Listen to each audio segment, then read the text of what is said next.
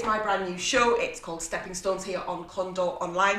What's it all about? Well, each week I'll be joined by business owners, entrepreneurs, people in the public eye to find out what makes them tick, what drives them, what inspires them, and the journey they've been on that's led them to where they are now. A real life look at the stories behind the people who make Merseyside such an awesome place to live, work and play.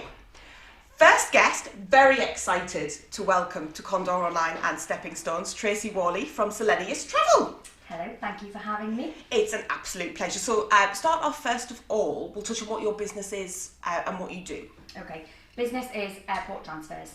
So we provide airport transfers for anybody who's going on holiday. We look after the corporate industry, so we'll look after all of their important staff members, getting them to the airport on time. We provide anything from cars right through to coaches, minibuses. We do normal holidays, like I said, right through to corporate, executive travel and chauffeuring. So this is your business, it's your baby. My business, my baby, my passion. I have seen you in action with your clipboard, bossing have indeed. Many people, football supporters, onto coaches on Castle Street. Making sure they all get on like a little teacher, ticking them all off. Yep. Yes.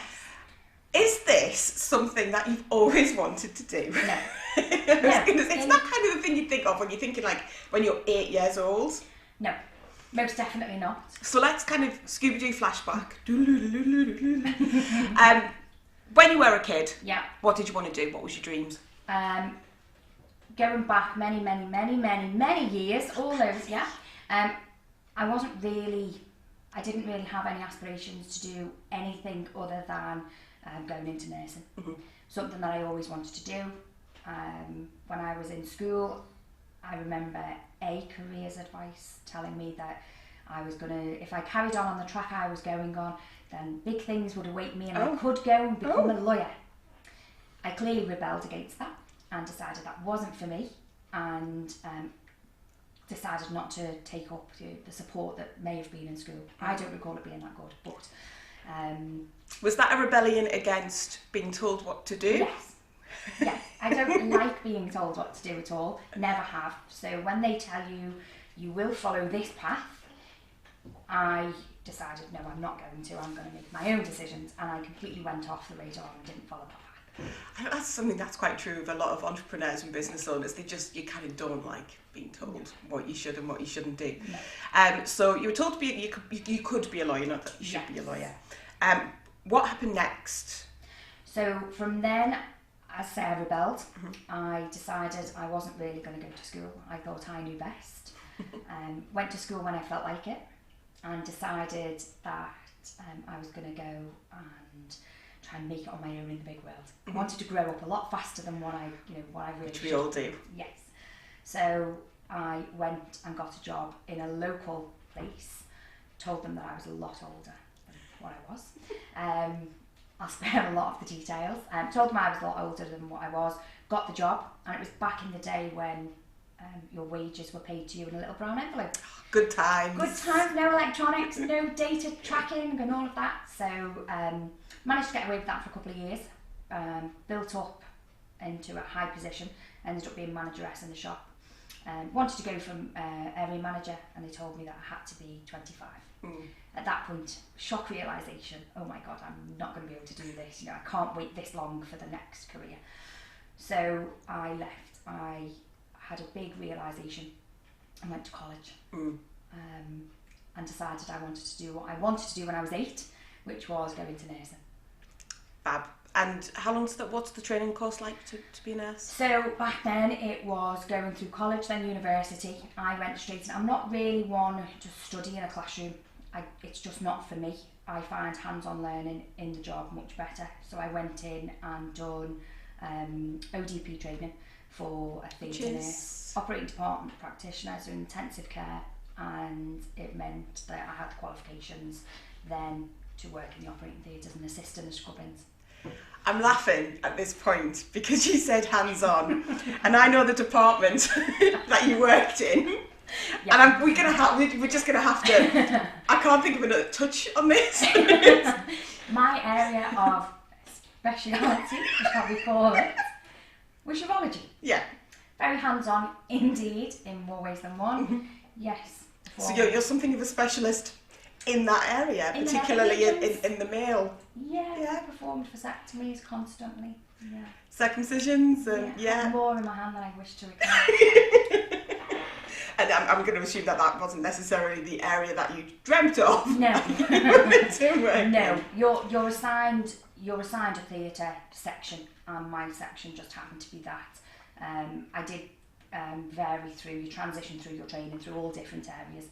I actually found that was one that fitted me. It was, a really comfortable and easy way to work. Some of the others were a little bit more intense and some really gross. Decided, that was for me. Can you share any of the gross? Is it broadcastable? If you want to really start talking about bowel operations and cutting a knee off and no, that's better person than I could ever be. So again, that's a very different kind of track, especially going back to the whole rebellion kind of stage, and then you had this realisation that you wanted to do something bigger and better. Went back to college and got through that. Done the college courses. Then as part of doing your ODP training, hands-on, you do have to go to university. So you've got 3 years doing that. That was fine. I qualified.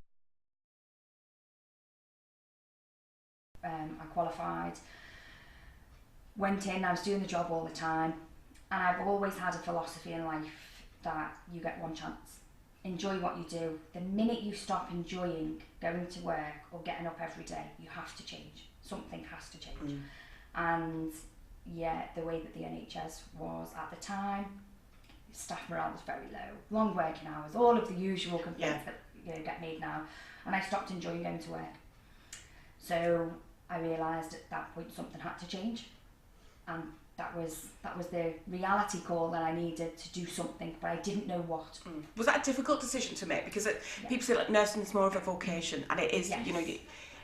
It's very hands-on. It's quite, I imagine, quite emotional as well. You've got to be a certain type of person to do it.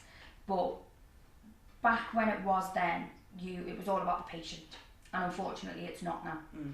And when you can't give the patients the care and the dedication that you sign up to do, no nurse signs up to fill in paperwork. It's hands-on. They want to look after the patient. When you can't do that because of the paperwork and the bureaucracy and politics that go with it, then it makes your working life difficult.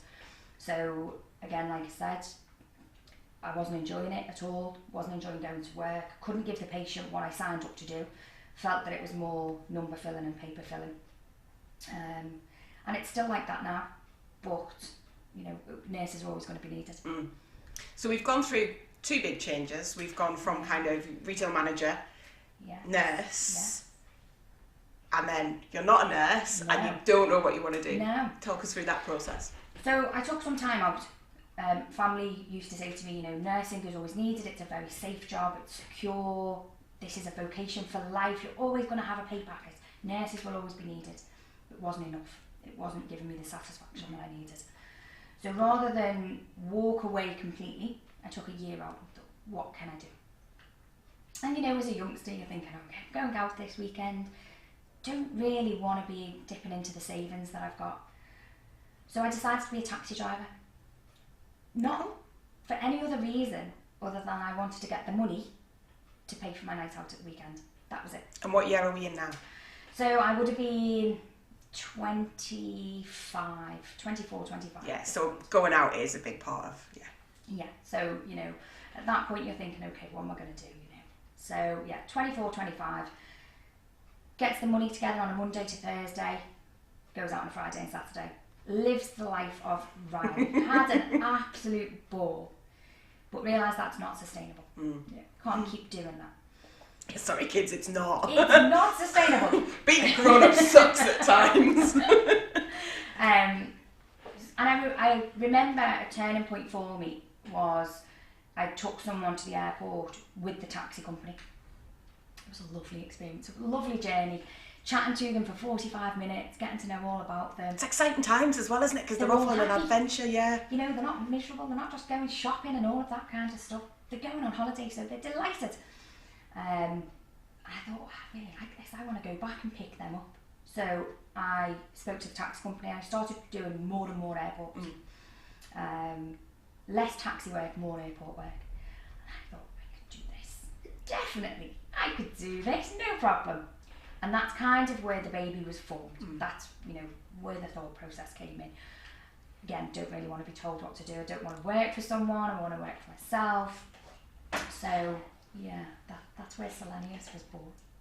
And so jumping ahead. Yeah.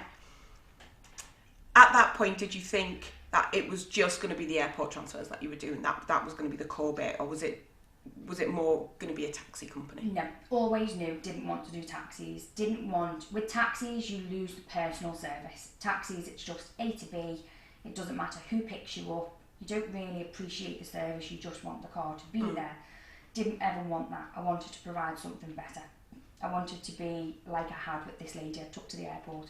She was so delighted, and the feedback that she gave, it gave you that satisfaction that you were providing something that she hadn't had before.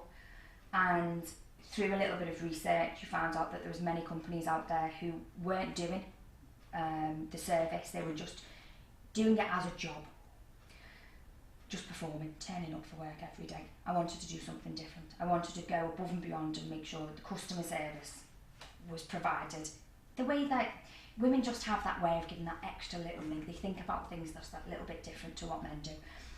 And I seen it as a bit of a challenge, if I'm honest, because there was no other woman in the industry in Liverpool at the time. Very male-dominated environment.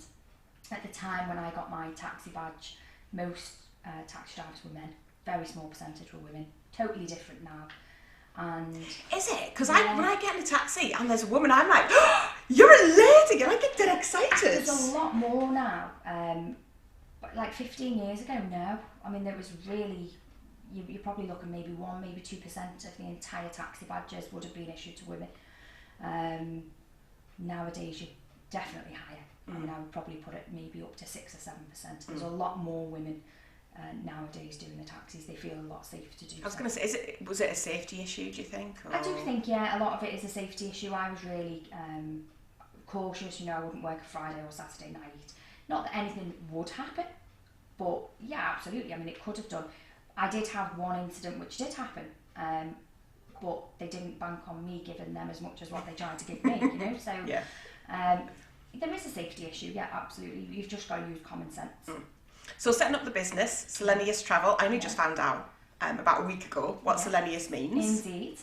At the time, obviously working the airport transfers within the taxi industry that I was, they had a lot of students in the city. So we were thinking, great, what can we call this company? Selenius Travel, the Greek god of travel, Latin version of where he was born.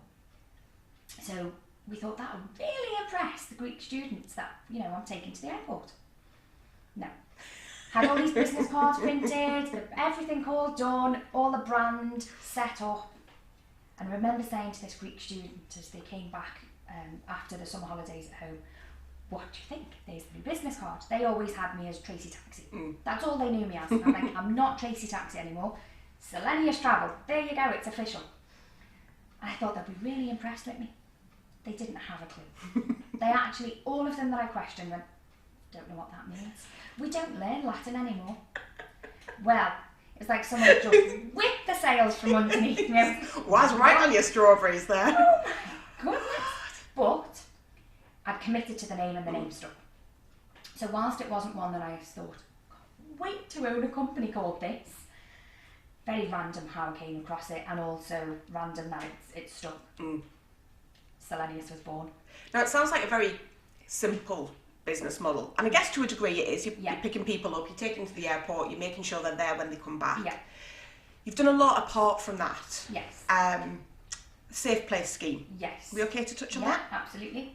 So I was approached by a company who, when there was a lot of sexual violence, assault in the city, unfortunately it was at the time that there were some high profile cases in the news that just happened to be taxi drivers who were the people who were attacking these people.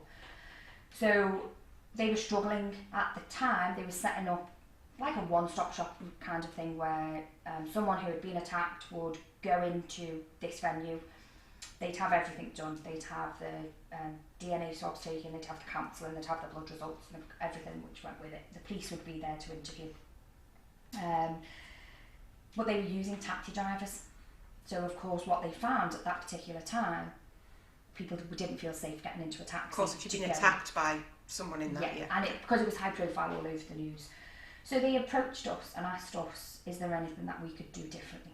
So straight away, I loved the challenge. Plus it was giving back something to the NHS, which was really important to me because they'd given so much to me.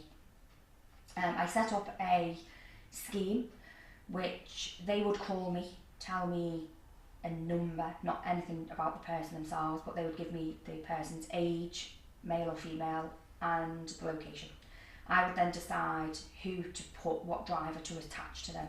So if it was a 25-year-old girl, you're never going to send a guy who's 60 as a taxi driver. I mean, it looks odd that this car would pull up, all the neighbours' curtains would be twitching, 60-odd-year-old man for a 25-year-old, I mean, it just looks strange. And the cars weren't branded, the cars were We had unmarked plain. vehicles, all plain, specifically so that these people who you'd picked up, you wanted to make sure that when they were getting picked up, the neighbours weren't asking questions. It's about keeping things secret, low-key, and completely private. So it looked like it was a friend picking them up for a night out or a day out going for lunch. So we would, and also if the person lived in Anfield, you don't want to send a driver from Anfield because chances are the person, when you've been raped or attacked, you feel shame, embarrassment.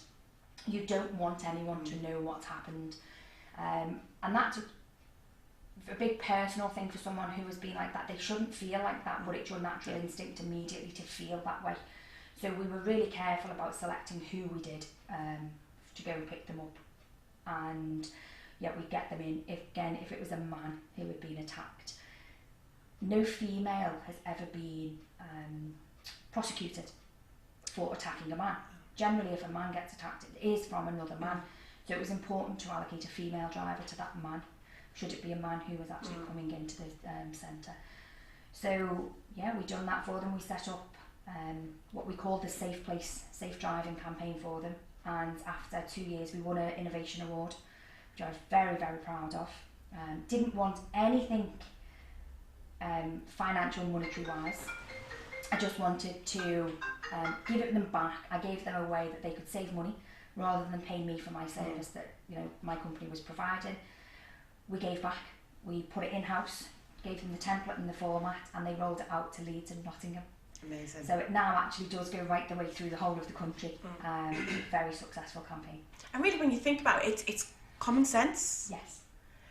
But it's just having that awareness as well, isn't it? If they were using a taxi company, so they ring up a taxi place, and it's not dissing the taxi companies, but they're large organisations with no personality to the drivers.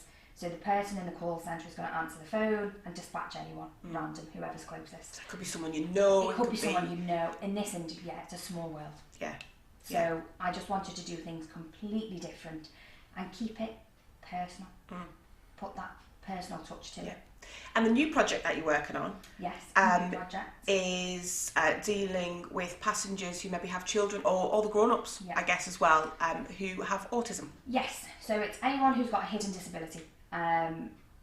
People who have got the hidden disabilities, autism, ADHD, AHD, they can be anywhere on the spectrum, from very mild to very severe. It's not easy to spot, but we work close with the people when they ring up and ask for the transfers. We've designed a scheme that we will, 2 weeks ahead of time, we'll send a photo of the driver and the vehicle that's going to be picking the child or the family up. So then the parents can introduce it every night. The whole aspect is that children with these hidden disabilities don't like change. They don't tolerate change very well. So it has to become a habit and a process. You have to build it in slowly. So as far as I'm aware, we're the only company in Liverpool that do this. Again, it's something that is very passionate for me. It's giving back something. It costs nothing to do. It's as easy as saying please and thank you. Giving that little bit back and making family life and the travels to the airport easier. So it's amazing. And again, it's a very simple concept when you think about it. because it can be really, really stressful. You're shaking up someone's routine Yes. who depends hugely on that routine. Yes. And the start of a holiday is stressful for parents anyway. You've got to get everything packed and get the kids there. And so having that extra thing to deal with is just... Yeah, indeed. We work close with the airport. They have an initiative there where the families will get a lanyard. You don't want to go to the airport and have to say, Thomas there, he's got autism. You don't want that stigma attached in any way, shape or form. So we remove that. The airport provides a purple or a sunflower lanyard to the family. Anyone in the family can wear it. It doesn't have to be the child, so you're not drawing attention to the child. Staff in the airport and the airlines are well rehearsed. If they see this lanyard, they know someone's got a hidden disability. So what they'll do is get them to the front of the check-in desk. They don't want the child waiting in queues. They'll get them through security faster. Get them on the plane first, get them settled. The staff will pay more attention and interact with them, things like that. For us, we have a conversation with the parents a week before, 2 weeks before we send the photos of the driver and vehicle. A week before we'll have a conversation to find out about the child. What makes the child tick? Is there anything that they really are passionate about, that they like? For some of our children that are travelling, it's Eddie Stobart wagons. So the driver will engage with the child and point out the Eddie Stobart wagons on the way. Could be that the child likes Peppa Pig. The driver then has to go away, even if he hasn't got kids, he has to know what Peppa Pig is. And love to make that phone call. All right, Jack. How's your knowledge on Pepper and George? Daddy Pig? You're right, no Daddy Pig. Please make one of them dress up as Peppa Pig. I love it. Imagine. It's a way of engaging with the child. Yeah. You don't want to be, again, you can provide the service, but that child is as important, if not more important, than anyone else on that journey. Yeah. So for us, it's really crucial that the driver engages with the child. I think your story is so amazing when you think it's such a huge difference when you think of the three main kind of things that you've worked in. But it's really only three stepping stones, isn't it? Three, from your retail manager through to a nurse. Yeah. I guess you could put four because you kind of gone taxi, but I'd link the two of them. It was a very small kind of, it was just a tiptoe onto it. It definitely wasn't for me, but it catapulted me into this. So you're a business owner, very successful one, doing really, really well, which is lovely to see. A fellow woman as well. Yes, to be fair, anyone running a small business in this day and age, it's just kudos to them. That's part of the reason we're doing this show. Top tips, what kind of advice would you give anyone who's maybe starting out, who's maybe got the same mentality of, I don't want to be told what to do, I'm not an academic, I can't follow this process of being a lawyer or a doctor? I think be true to yourself, that's key. Follow your heart. If you really want it and you're passionate about it, you'll find a way to make it work. There will be bumps along the way, there will be setbacks and knockbacks, but it's how you pick yourself up. If you really believe deep down that you can make a success of it and it's something you really are passionate about doing, you will find a way to work around. And every setback, it's just learning. You're just learning from that setback. Knowledge is power as you're moving forward. You can never have too much. And I think the biggest two for me, first off, treat others how you expect to be treated. And that goes in any walk of life, in every industry. If you give the best, you will get the best. You've got to be in it to win it. There you go. Simple advice. Tracey, thank you so much for coming in and sharing your story. I do think you're an inspiration. I love your journey, and that's why we wanted to kind of kick things off with you. So that's Stepping Stones. If you're a business owner, if you're in the public eye, if you've got a story you'd like to share, get in touch. You can follow us across any of the platforms on social media, Condor Online. If you've got any thoughts, if you'd like to give any feedback to Tracey or to any of our guests, you can always leave comments when these shows premiere across social media. It's me, Bec. Been lovely having you.